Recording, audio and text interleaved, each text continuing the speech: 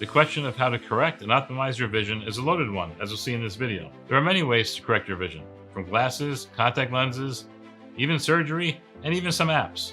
As we'll see in this video when we take a deep dive, there's many ways to do it, and some are better than others.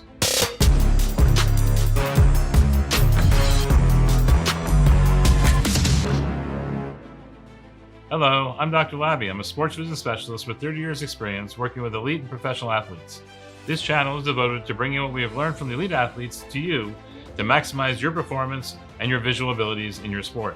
As we've seen in earlier videos, there's more to vision than just seeing small targets. In fact, we developed a test that tests vision using small targets, but those targets are also faint and they're only shown for a short time. In fact, that's the vision we have in sports. You only get to see what you're playing on the court or on the field for a short time. It's always pretty low contrast, maybe not black and white, and the target's going to be small.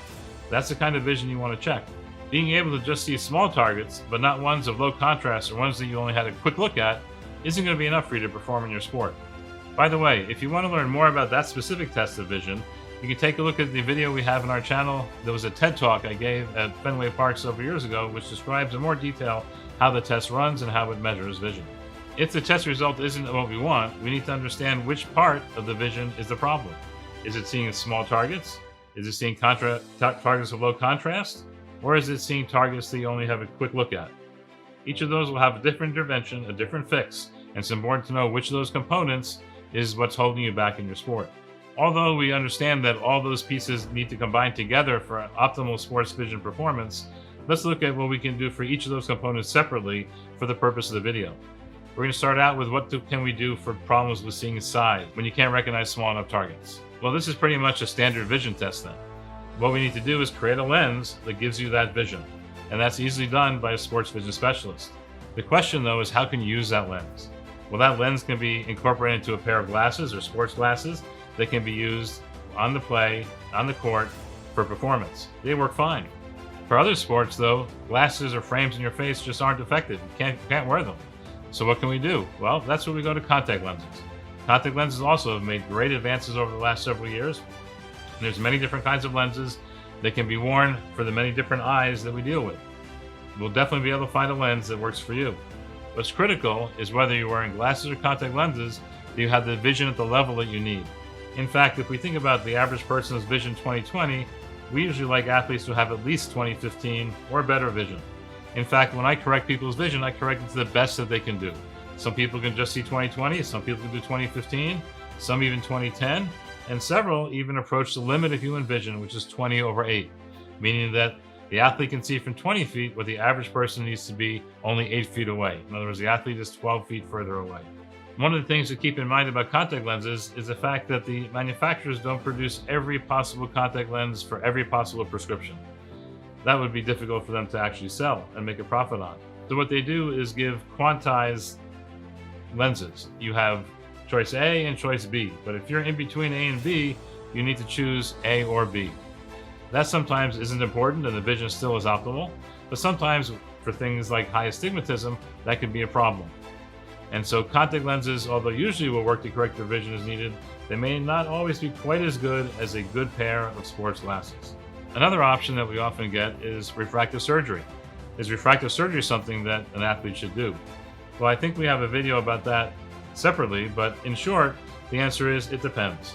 If you have a sport, for example, maybe like American football, where you're a lineman and your crispness of vision is not as critical as it might be if you're trying to return a serve, or if you're a baseball batter, then the refractive surgical procedure can be very good. In fact, it can be very helpful. On the other hand, if you need the sharpest vision possible with the best effect of their surgery, maybe sports like tennis or baseball or lacrosse or hockey may not be the best ones to do refractive surgery with.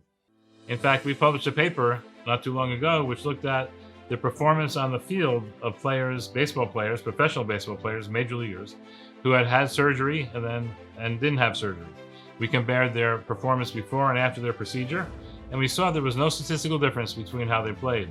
So the idea that maybe the glasses or contact lenses were interfering and were hindering and not allowing you to perform as you wish you would, that probably wasn't the case, at least not statistically, when you look at a large group of players at the major league level who had the procedure. no change before or after. So without any benefit, you're taking on the risk of the procedure. That may not be the best deal. What about if you're able to see small targets, but your problem is detecting contrast? Well, contrast is critical because contrast allows us to pick out a top target from its background. So if it's a thrown pitch and the seam spinning, if it's a tennis ball coming towards you, if you're on the soccer pitch and there's a ball coming towards you, you have to track the ball, and there's certainly a very multicolored background in the stands behind, you might not be able to see that ball as well. And even if it's a fraction of a second until you pick it up, that could be the difference between success and failure. So contrast becomes very important. Well, let's look at skiing, for example. We know that skiers often wear a yellow mask when they're going down the slope. Why is it yellow? Well, if you think about the yellow color, that increases the contrast of the slope. So without it, the snow slope seems to be pretty flat all the way down to the bottom.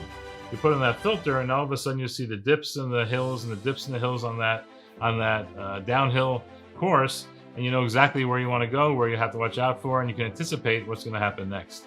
So contrast and the use of colored tinted lenses can be very critical in helping you do that. There's an anecdotal story about Mark McGuire when he played for St. Louis, that he had a whole box of colored contact lenses and different colors for different weather conditions. Whether it was a sunny day, whether it was a night game, whether it was cloudy, each of those with a different lens increases the contrast, and he's able then to pick out the ball, the spin of the ball, the pitch baseball much more effectively and have a better chance of making a positive impact for his team. In terms of tinted contact lenses, Nike produced several years ago what's called a maximal lens.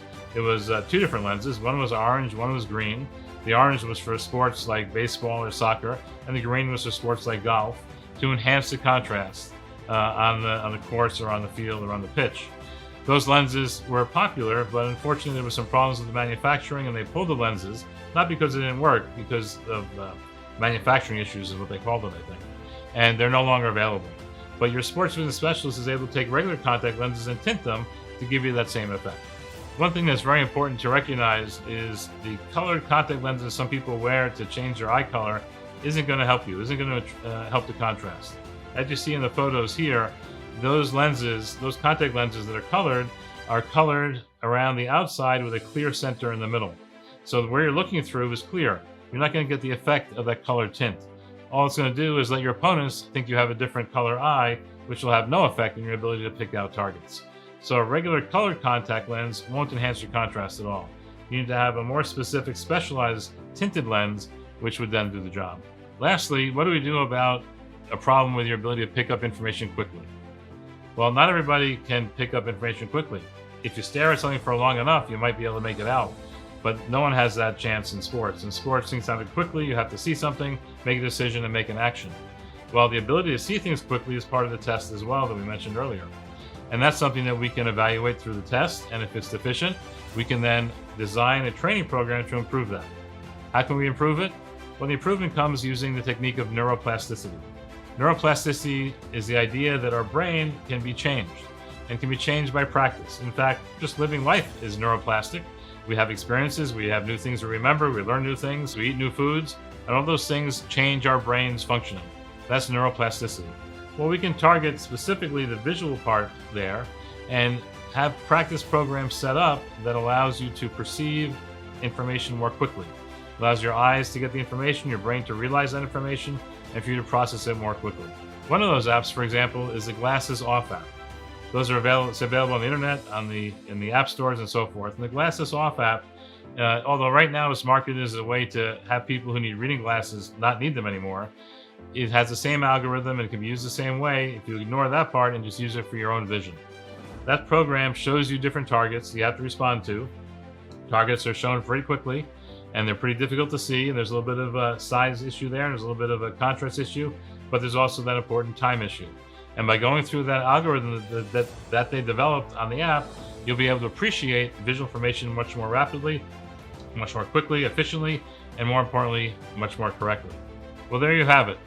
We've talked about how to fix each of the three components of vision: the ability to detect size, the ability to detect contrast, and the ability to detect targets that are shown for a very short time or seen for a very short time.